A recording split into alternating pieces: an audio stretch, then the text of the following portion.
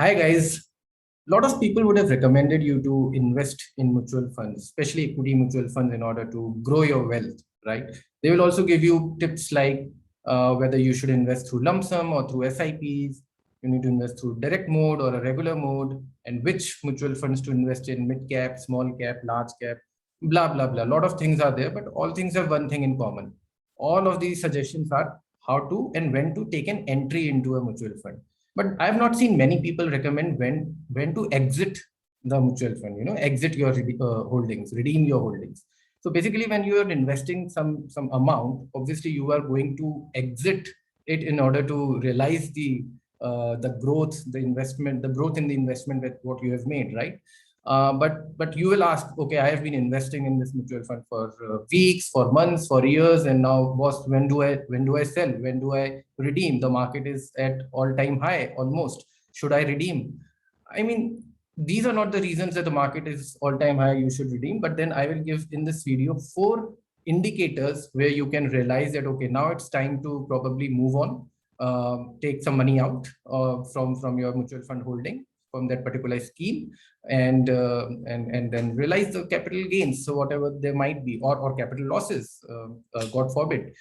So first reason is basically regarding if you are doing a goal-based investment. So the simplest thing, if you have been investing in a mutual fund for certain goal, let's say you wanted to buy a bike next year, and then obviously you have amassed the money, or you were probably kind of putting in SIPs to buy a lump sum, or buy a put a down payment for a house for past 3 or 4 years. That is done. Redeem the money, pay for the down payment of the house. So these are goal-based investing reasons where you know that certain goal has been achieved, and then you are done with it. But as we have seen, and in my other video also I have covered, not many people in India actually believe in the goal-based investing approach.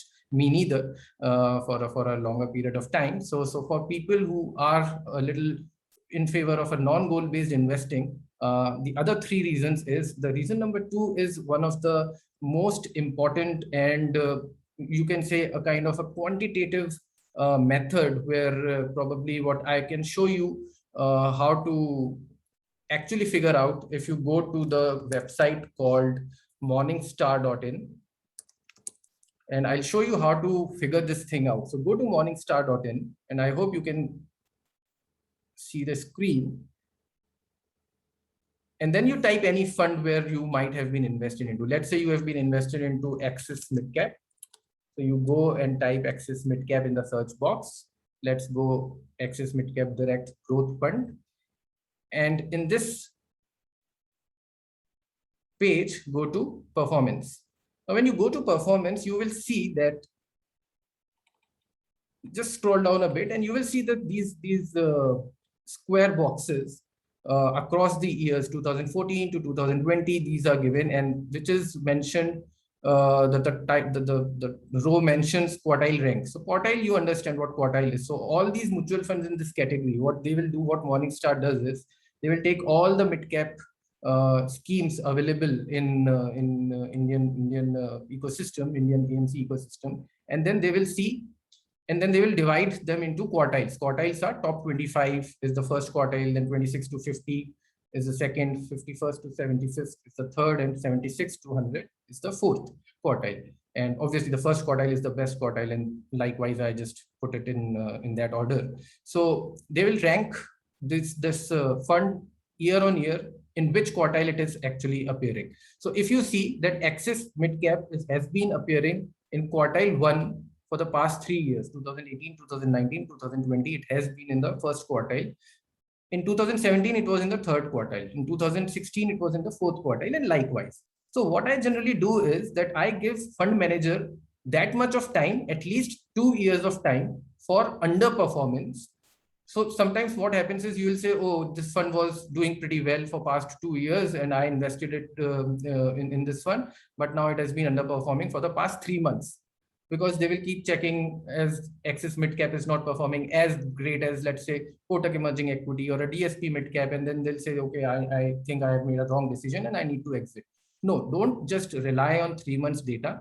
I give a fund manager at least 18 to 24 months of an underperformance, continued underperformance, to finally realize that, okay, the fund manager is not doing a great job and we need to exit this fund and move into another fund probably. And when I say underperformance, that does not mean that first quartile to second quartile he falls down and that is underperformance. No, for me, underperformance is coming into the third quartile or the fourth quartile. First and second are acceptable to me, because in the long run, you know, guys, first and second quartile, that is even the top, the half, the better half funds of the entire universe, hardly there is a difference of 2 to 3% CAGR in the long run. And I have done this analysis.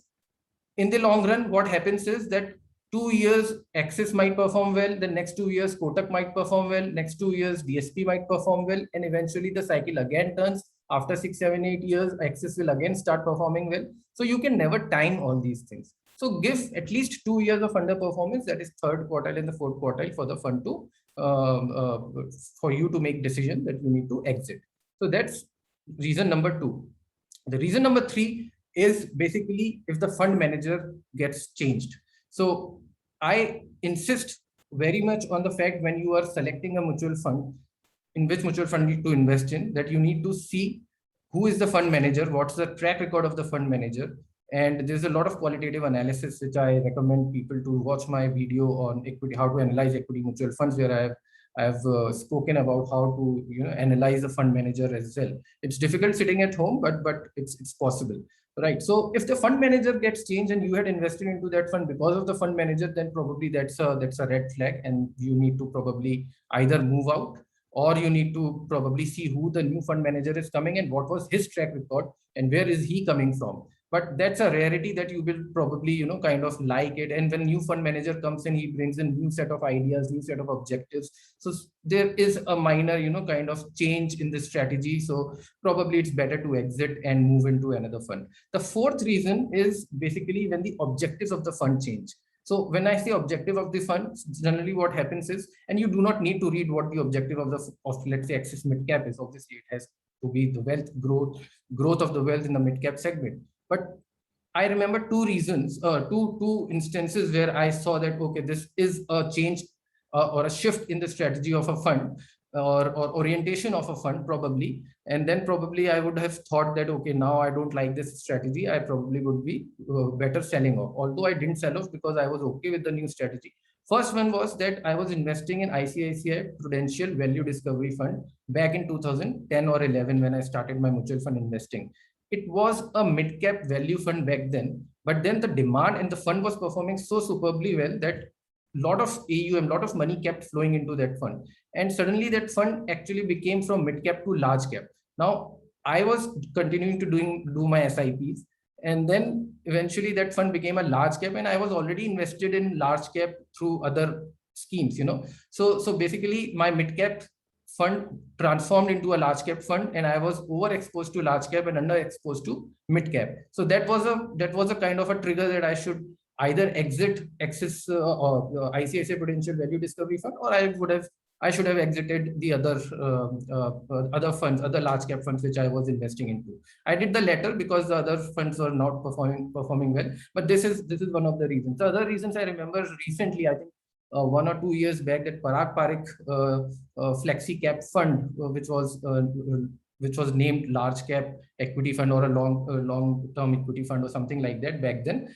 They came out with the fact that they will be investing certain money in derivatives, where they will be selling call options in order to hedge themselves. And because obviously the derivatives were involved, not many people were comfortable. But I understood that, okay, this is for the larger good of the investors, what Parag Parikh fund was doing. So I kept myself invested into that fund. But this is again one of the reasons where people might think that, okay, that there has been a change in strategy, I should ideally exit. So these are the 4 reasons where I see people may think to exit the funds. Otherwise, just continue investing into that. Reason number 2 is one of the most important, qualitative, which you can just check on the morningstar.in website. Other reasons are qualitative, where you need to keep your eyes and ears open that something has been changing. And all these notifications are actually sent you on your email by the AMC. So if you are regularly checking your emails, you will know when to when these things are getting changed. So with that, I hope you learned something in this video. See you in the next video. Bye-bye.